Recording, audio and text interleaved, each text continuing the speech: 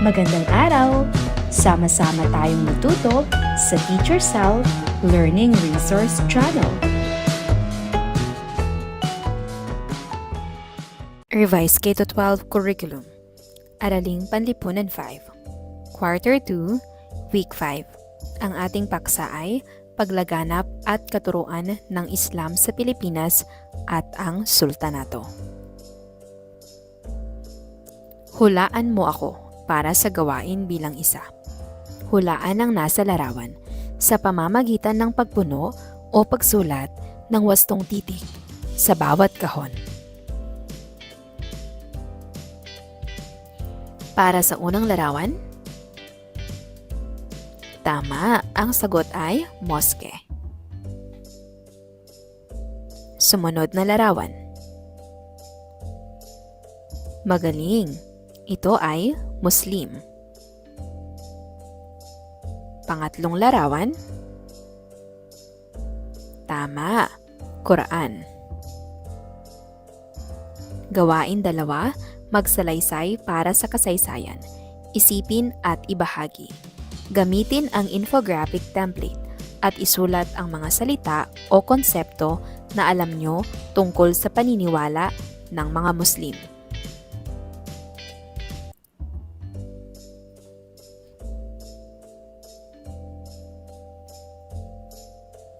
Gawain bilang 3, column notes.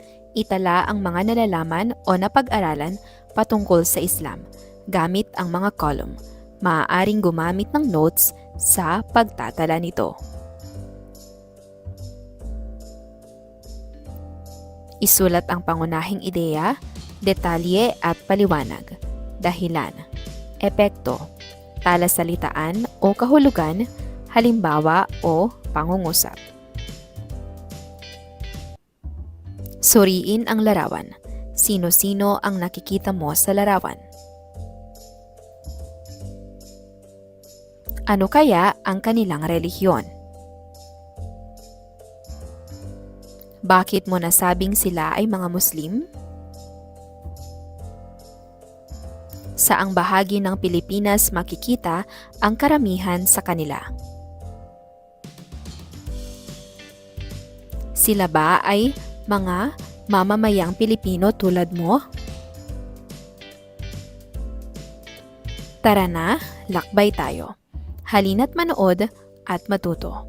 Narito ang YouTube link.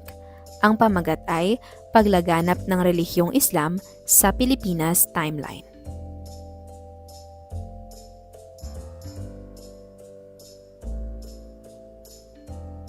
Konsepto bilang 1, paglaganap ng Islam.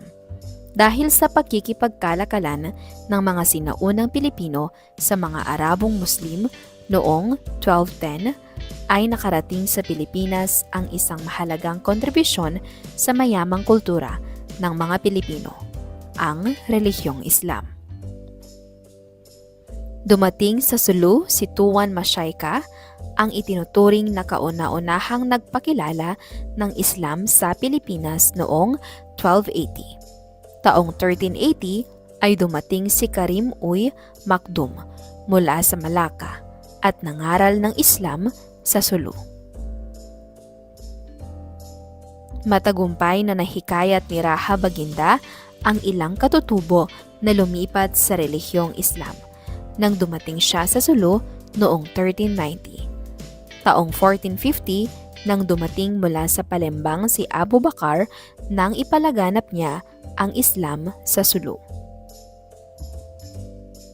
Pinagkalooban siya ng pangalang Sharif ul Hashim nang maging kauna-unahang sultan ng itinatag niyang pamahalaang batay sa Sultanato ng Arabia. Sa panahon niya ay mabilis na lumaganap ang Islam sa Sulu. Mula sa Mindanao ay mabilis na lumaganap ang Islam sa Luzon at Visayas. Gayunpaman, mabilis ding natuldukan ang paglaganap na ito pagdating ng mga Espanyol. Nagtungo ang mga Pilipinong Muslim sa katimugang bahagi ng Pilipinas upang mapanatili ang kanilang pagsasarili, kaya patuloy pa ring pangunahing paniniwala ang relihiyong Islam sa rehiyon ng Mindanao. Ang Islam ang pangalawa sa pinakamalaking relihiyon sa mundo. Ito ay itinatag ni Propetang Muhammad sa Saudi Arabia. Ito ay hango sa salitang Arabe na ang ibig sabihin ay kapayapaan o ganap na pagpapailalim kay Allah. Ang tawag sa Diyos ng Islam ay Allah at ang tawag sa mga tagasunod nito ay Muslim. Ang banal na aklat ng Islam ay Quran o Quran.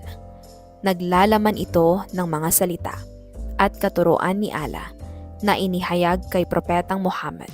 Salitang Arabe na ibig sabihin pagsuko o pagsunod.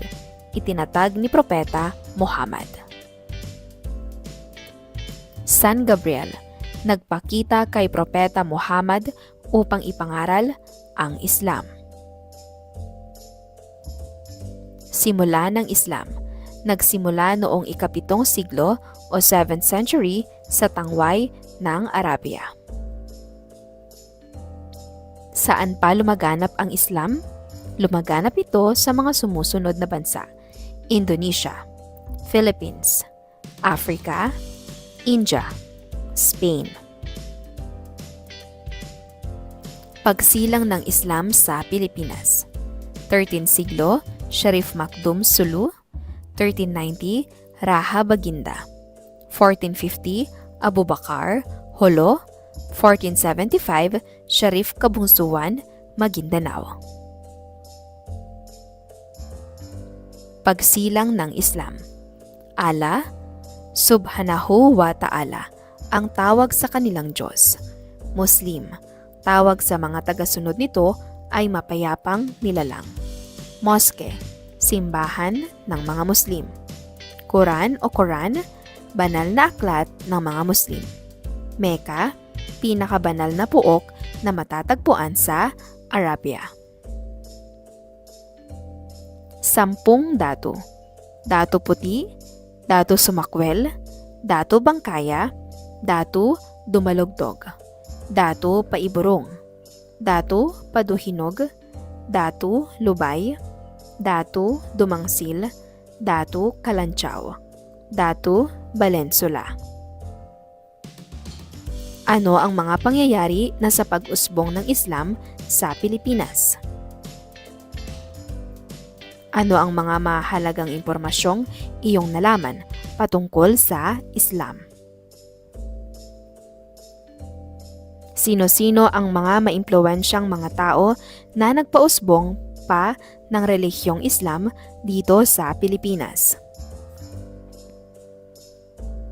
Sa iyong palagay, paano tiningnan ng ating mga kababayan ang relihiyong Islam? Pumili ng salita sa loob ng kahon na naglalarawan sa mga tinutukoy na pangungusap. Narito ang mga pagpipilian na salita: Mindanao, Pilipino, Mangangalakal, Sulu, Paramisuli, Tuan Masyayka. Ang mga patlang ay mayroon ng sistema ng pananampalataya noon bago pa man dumating ang mga Muslim. Pilipino. Ang relihiyong Islam ay dala ng mga patlang na Arabong Muslim. Mangangalakal. Mula sa patlang sa Mindanao, ang relihiyong Islam ay mabilis na lumaganap sa Visayas at Luzon. Sulu. Islam ang pangunahing paniniwala sa lugar ng patlang. Mindanao. Itinuturing si Patlang ang kauna-unahang nagpakilala ng Islam sa Pilipinas. Tuan Masyayka. Para sa ikalawang araw. Konsepto bilang 2, paniniwala at kultura ng mga Muslim. 5 haligi ng Islam o 5 pillars of Islam. Shahada, Ito ang pagbigkas ng walang ibang Diyos kundi si Allah at si Muhammad ang propeta ni Allah. Salat. Ito ang pagdarasal ng 5 ulit sa isang araw na nakaharap sa Mecca, banal na puok ng mga Muslim. Zakat. Ito ang pagbibigay ng tulong o limos na pananalapi sa mga mahihirap na kapatid na mga Muslim. Saum. Ito ay ang pag-aayuno sa panahon ng Ramadan, kaganapang pangrelihiyon ng mga Muslim. Hajj. Ito ang paglalakbay sa Mecca. Paniniwala ng Islam. Pinapayagan ng Islam ang polygamy o ang pagkakaroon ng mahigit pa sa isang asawa kung may kakayahan ang mga lalaki na buhayin ang mga ito. Pinagbabawal din nito ang pagsusugal, paggawa ng imaheng panrelihiyon, pag-inom ng alak, at lalo na ang pagkain ng karne ng baboy. Sultan ang pinakamakapangyarihan at katuwang sa pamamahala. Rahamuda, tagapagmana ng trono. Dayang, prinsesa. Kali, tagahukom. Wazir, punong ministro. Sari manok. Ito ay sagisag ng pagkakaroon ng dugong bughaw, katanyagan, kayamanan, karangalan. Okir, ito ay disenyong pakurba-kurba, katutubong tradisyon ng pag-uukit. Epiko, darangan, Maranao, Indarapatra, and Sulaiman, Maguindanao, parang sabil, tausog. Gawain bilang 5, tuklas lutas ang ipamalas. Punan ng tamang datos ang talahanayan ng paghahambing sa Islam sa sinaunang relihiyon at ang relihiyong iyong kinabibilangan. Sa unang kolum, batayan ng paghahambing, pangalan ng Diyos, banal na aklat, mga pinuno sa pagsamba, paniniwala sa kanilang Diyos. Pangalawang kolum, Islam. Pangatlong kolum, sinaunang relihiyon o animismo. Pang-apat na kolum, relihiyong kinabibilangan. Piktok, bumunot ng isang larawan. Gumawa ng 3 hanggang 5 pangungusap tungkol dito at ipakita sa klase. Mga larawan. Sumunod na larawan. Pangatlong larawan. Para sa ikatlong araw. Itala sa chart ang mga impormasyon o detalye na iyong natutunan sa aralin. Sundin ang gabay na nasa chart. Unang kolum, 3 bagay na bagong natutunan nila tungkol sa paglaganap at katuruan ng Islam sa Pilipinas at ang Sultanato. Ikalawang kolum, 2 tanong tungkol sa paksa. At sa ikatlong kolum, 1 bagay na gusto nilang paalalahanan ang sarili tungkol sa leksyon na ito. Gawain 7, tweet length summary. Sumulat ng isang maikling buod o pahayag tungkol sa natutunan mo sa aralin tungkol sa Islam sa Pilipinas.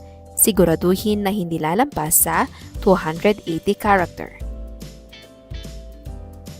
Exit ticket, sagutin ang exit ticket form bilang pagtatapos ng aralin.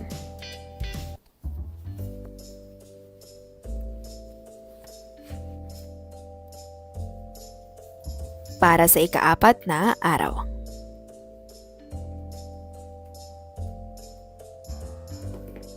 Gawain 8, tayahin ang mga nilalaman. Lagyan ng check kung ang ipinapahayag ng pangungusap ay tama at X kung mali. Isulat ang iyong sagot sa isang sagutang papel. Ang relihiyong Islam ay dala ng mga mangangalakal na Arabong Muslim? Check. Si Tuan Mashayka ang itinuturing na kauna-unahang nagpakilala ng relihiyong Islam sa Pilipinas. Check. Unang lumaganap ang relihiyong Islam sa Mindanao. Check.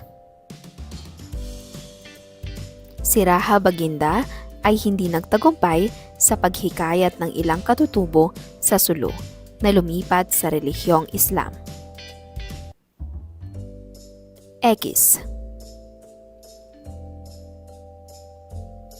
Mula sa Mindanao ay mabilis na lumaganap ang relihiyong Islam sa Luzon at Visayas. Check. Isulat sa sagutang papel ang salitang tama kung wasto ang pangungusap at mali kung hindi. Dala ng mga mangangalakal na Espanyol ang relihiyong Islam, kaya ito ay nakarating sa Pilipinas. Mali. Si Sharif Kabungsuan ang nagtatag ng pamahalaang sultanato sa Sulu. Tama. Ang relihiyong Islam ay isang mahalagang impluwensyang umambag sa kultura ng mga Pilipino. Tama. Nang dumating ang mga Espanyol, nagtungo ang mga katutubong Muslim sa katimugang bahagi ng Pilipinas upang mapanatili ang kanilang pagsasarili. Tama. Unang lumaganap ang relihiyong Islam sa Luzon. Mali. Magpangkat, gampanan ang pagiging ambassadors ng goodwill at peace sa Pilipinas. Ibahagi ang mahalagang impormasyon tungkol sa Islam at mga Muslim. Bawat isa ay may tig 2 minuto para magbahagi ng gamit ang round-robin technique. Narito ang rubric o pamantayan.